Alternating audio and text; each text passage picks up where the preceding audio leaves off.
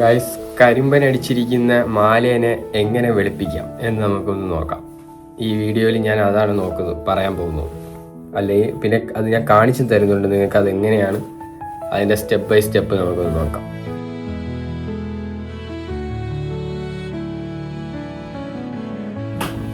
Hello guys, welcome back to my YouTube channel. അപ്പോൾ ഇന്ന് ഞാൻ പുതിയൊരു വ്ളോഗായിട്ടാണ് വന്നിരിക്കുന്നത്. ഇന്ന് ഞാൻ ചെയ്യാൻ പോകുന്നത് ഒരു കരിമ്പൻ അടിച്ചിരിക്കുന്ന മാല ഉണ്ട്.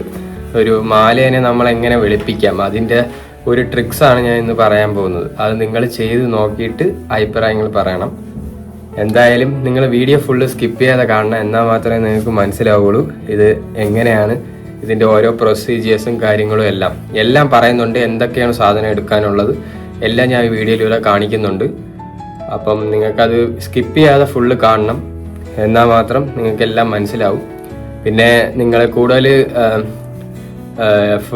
ഞാൻ എന്തായാലും ഫുള്ള് കാണിക്കാം. ആദ്യം എന്തായാലും വീഡിയോയിലോട്ട് നമുക്ക് ഫുള്ള് കാണിച്ചതിന് ശേഷം ഞാൻ എന്തായാലും അവസാനം കുറച്ച് കാര്യങ്ങൾ പറയുന്നുണ്ട്. അതുകൊണ്ടാണ് ഞാൻ പറഞ്ഞത് വീഡിയോ സ്കിപ്പ് ചെയ്യാതെ കാണുക. പിന്നെ ഇത് ഒരു ബ്രാൻഡഡ് മാലയാണ്, പക്ഷെ അത് പെട്ടെന്ന് ഒരു 8 മാസം 9 മാസം ഉപയോഗിച്ചപ്പോഴേക്കും അത് നിയർ അബൌട്ട് 1 വർഷം ആവാറാകുമ്പോഴേ ഇത് എനിക്ക് തോന്നുന്നു ക്രീമും കാര്യങ്ങളും അങ്ങനത്തെ കാര്യങ്ങളൊക്കെ ഇട്ടിട്ട് അത് പോയതാണ്. അപ്പം അതിനെപ്പറ്റി അതിൻ്റെ എങ്ങനെ വെളുപ്പിക്കാം അതാണ് ഞാൻ ഈ വീഡിയോയിൽ നോക്കിയത്. അതെങ്ങനെയും ഒന്ന് വെളുപ്പിച്ച് ഇത് പലർക്കും ഇത് ചെയ്യാനും ഒരു ഇത് കാണും, ഇത് എങ്ങനെ ഇടും, അതിനുശേഷം എന്ത് പാടായിരിക്കും, അതിനുവേണ്ടി വല്ല ട്രിക്കൊക്കെ കുറേ പേര് ചിന്തിക്കാനായിരിക്കും. അതിനും കൂടെ ഉപയോഗമായിട്ടാണ്. ഇങ്ങനെ ചെയ്തിട്ട് നിങ്ങൾക്ക് വേണമെങ്കിൽ ഇടാം, അപ്പം നല്ലൊരു റിസൾട്ട് കിട്ടും നിങ്ങൾക്ക്. അപ്പം എന്തായാലും ഞാനിത് വീഡിയോയിലോട്ട് കാണിച്ചു തരാം. വീഡിയോ കണ്ടതിന് ശേഷം ബാക്കി ഞാൻ ലാസ്റ്റ് ഇത് പറയാം. ഓക്കെ, അപ്പം എന്തായാലും നേരെ വീഡിയോയിലോട്ട് പോവാം. എന്താണെന്നൊക്കെ കാണിച്ചിട്ട് വീഡിയോ എങ്ങനെയാണ് ചെയ്യണമെന്ന് നിങ്ങൾക്ക് കാണാം. ഓക്കെ, അപ്പോൾ അത് ഈ മാല ഇത് കുരുങ്ങിയിരിക്കുക, അതിനെ ഒന്ന് ഇതാക്കിയിട്ട് കാണിച്ചു തരാം. ഇപ്പോൾ തന്നെ നിങ്ങൾക്ക് കാണാം അത് കറുത്താണ് സാധനങ്ങൾ ഇരിക്കുന്നത്. ഇതാണ് അതിൻ്റെ കളർ കണ്ടല്ലോ. ഇനി നിങ്ങൾ മാറുമ്പോൾ ബാക്കിയുള്ളത് നിങ്ങൾ കാണും. ഇതാണ് ഫുള്ള് കളർ. അതിൽ ഇതിന് വേണ്ട സാധനങ്ങൾ ഇതൊക്കെയാണ്. അപ്പം എന്തൊക്കെയാണ് ഇൻഗ്രീഡിയൻസ്? ആദ്യം ഒരു ബൗൾ എടുക്കണം, പിന്നെ ലെമൺ വേണം മെയിൻലി, പിന്നെ കേട് വേണം, ഇവിടുത്തെ കേടാണിത്, പിന്നെ സ്പൂണ്. ഇത്ര കാര്യങ്ങൾ മതി. അതിന് നമുക്ക് കറുമ്പനടിച്ച മാലയെ നമുക്ക് വെളുപ്പിച്ചെടുക്കാം. എന്തായാലും ആദ്യം എങ്ങനെയാണ് ചെയ്യണമെന്ന് ഇനി അങ്ങോട്ട് കാണിച്ചു തരാം. എന്താ തൈര്, ഇതാണ് ഇവിടുത്തെ തൈര്. ഇതാ തൈര് എടുക്കുകയാണ്.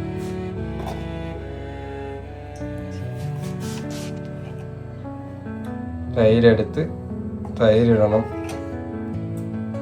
ഞാനിവിടെ ഇപ്പം 2 സ്പൂൺ ഇട്ട് 2-2.5 സ്പൂണ് മതിയാവുമായിരിക്കും. അപ്പം അത്ര തൈരിട്ട് ഇനി ലെമണാണ് എടുക്കുന്നത്.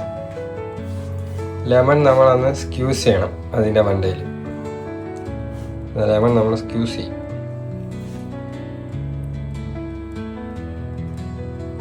ഫുള്ളൊന്ന് സ്ക്യൂസ് ചെയ്ത് കാണാം. സ്ക്യൂസ് അതിൻ്റെ അത് ചെയ്ത്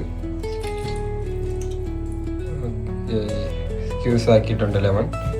അപ്പോൾ ഇതിൻ്റെ ടെക്സ്ചർ ഇങ്ങനെ വരും. കണ്ടാൽ നിങ്ങൾ ലെമണും കേടും ആയിട്ടുണ്ട്. ഇപ്പം ഇനി ആ സ്പൂൺ കൊണ്ട് നല്ല രീതിയിൽ മിക്സ് ചെയ്യണം. അപ്പം അത് രണ്ടും നല്ല രീതിയിൽ മിക്സ് ആവും. ഇങ്ങനെ അത് രണ്ട് കണ്ട ഇങ്ങനത്തെ ഒരു ടെക്സ്ചർ വേണം വരാൻ. അപ്പോൾ അത് ആവണ വരെ ഒന്ന് മിക്സ് ചെയ്ത് കൊടുക്കണം. അപ്പം നല്ല രീതിയിൽ അതിലോട്ട് തൈരിൽ ആ ലെമൺ അങ്ങ് ഇതാവും. അതിനുശേഷം ഒരു ചെറിയ സ്മെല്ലൊക്കെ വരും, ലെമൻ്റെയും തൈരിൻ്റെയും സ്മെല്ലൊക്കെ വരും. അപ്പോൾ അതിനുശേഷം അത് കുറച്ച് നേരം വെച്ചിട്ട് കുറച്ചുകൂടെ ഇതും കൂടെ വേണമെങ്കിൽ ആഡ് ചെയ്യാം. ഓക്കെ, എന്നിട്ട് കുറച്ചും കൂടെ മിക്സ് ചെയ്ത് നല്ല രീതിയിൽ മിക്സ് ചെയ്യണം. നല്ല ഇപ്പം സ്ട്രോങ് ആണ്, അത് കാരണം കുറച്ച് വെള്ളം ഞാനൊന്ന് മിക്സ് ചെയ്യുന്നു. എന്നിട്ട് ഒന്നും കൂടെ അതിനെ മിക്സ് ചെയ്ത് നല്ല രീതിയിൽ മിക്സ് ചെയ്യുക.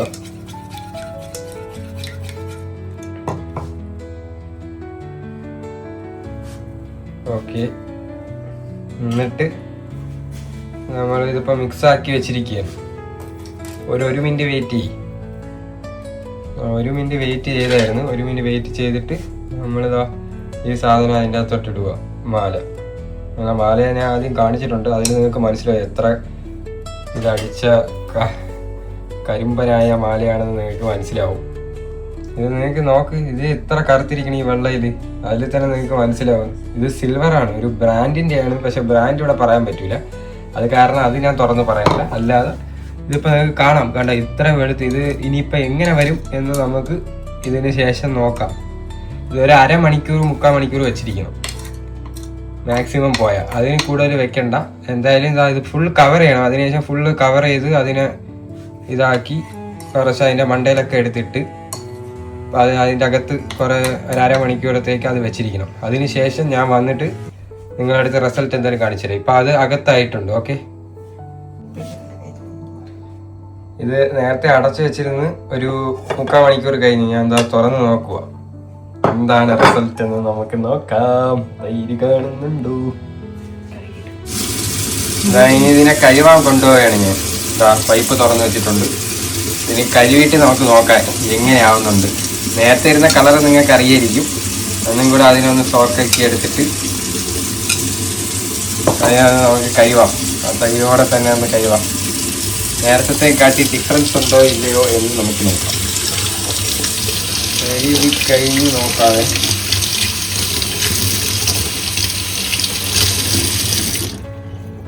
ഫുൾ കഴുകി ഞാനിപ്പോൾ കാണിക്കാൻ പോവുകയാണ് അതിൻ്റെ റിസൾട്ട്.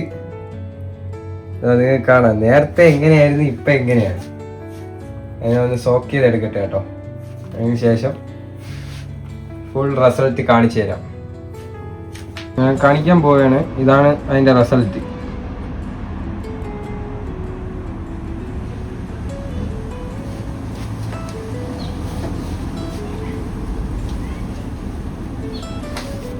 ഇതാ നോക്ക്, നേരത്തെ ഇരുന്നത് ഇപ്പോഴത്തെ ഇത് നോക്കിയാണ് നിങ്ങൾക്ക് തന്നെ കാണാം എന്താ ഡാർക്ക് ആയിരുന്നു. വേണമെങ്കിൽ ഞാൻ കുറച്ചും കൂടെ കാണിച്ചു തരാം, വെയിലത്ത് കാണിച്ചു തരാം. അപ്പോൾ നിങ്ങൾക്ക് കുറച്ചുകൂടെ മനസ്സിലാവും.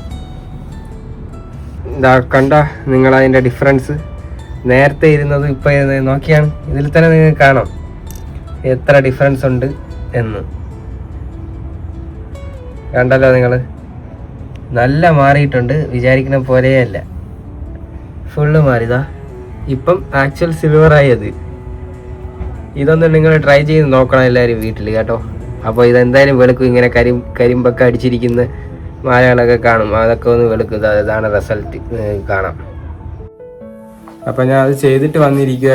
ഇപ്പം നിങ്ങൾക്ക് കണ്ട് കാണും. പ്രീവിയസ്ലി അതിൻ്റെ ബാക്കിൽ നോക്കിയാൽ നിങ്ങൾക്ക് മനസ്സിലാവും എന്തുമാത്രം ഡിഫറൻസ് ആണെന്ന്. നല്ലൊരു ചേഞ്ച് തന്നെ നിങ്ങൾക്ക് അതിൽ കാണാം. നല്ല ഡിഫറൻസ് തന്നെ ഉണ്ട്, ആദ്യം കാണിച്ചതും പിന്നെ അവസാനം കാണിച്ചതും. നിങ്ങൾ ഇതിൽ ഞാൻ മെയിനായിട്ട് ഇനി പറയാനുള്ളത്, നിങ്ങൾ വെയിലത്ത് വെച്ച് ഇത് ചെയ്യാൻ നോക്കരുത്. അപ്പോൾ നമുക്ക് കൂടുതലായിട്ട് അങ്ങനെ കാണാനോ കാര്യങ്ങളൊന്നും പറ്റൂല. പിന്നെ അടുത്ത ഒരു ടിപ്പ് പറയാനാണെങ്കിൽ, ഒരു ബ്രഷ് നമ്മൾ ചെയ്യണ ഒരു 3/4 മണിക്കൂർ 1 മണിക്കൂർ നിയർ അബൌട്ട് വെച്ചോ.